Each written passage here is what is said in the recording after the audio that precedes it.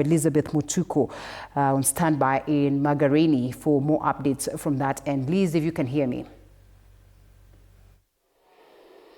Good evening, Linda, Leila. As you said, right, I am in Magarini constituency, specifically Gongoni ward. This constituency has 6 wards, and that is Gongoni, Magarini, Adu, Garashi, Sabaki, and Marafa.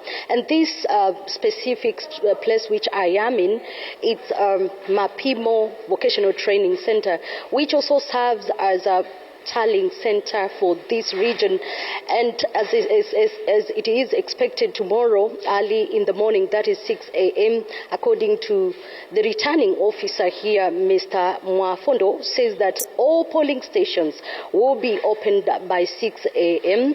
and that is around 193 polling stations.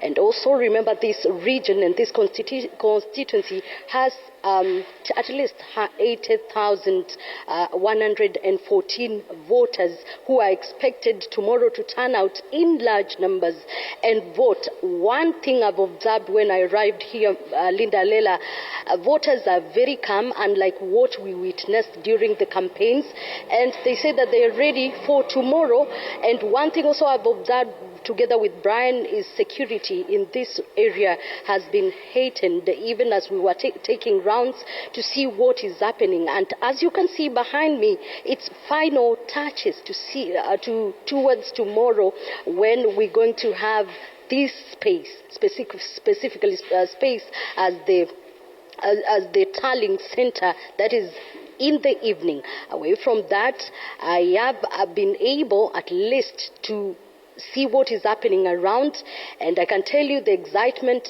and expectations are high from Kenyans and residents of this region.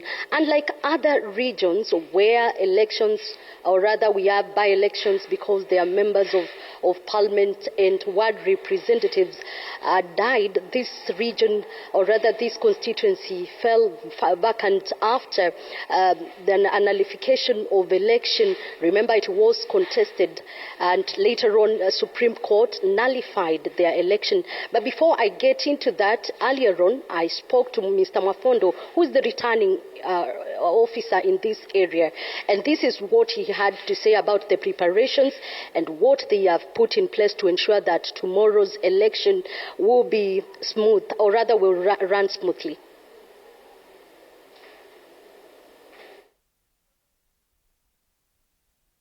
My name is Joseph Mwafondo.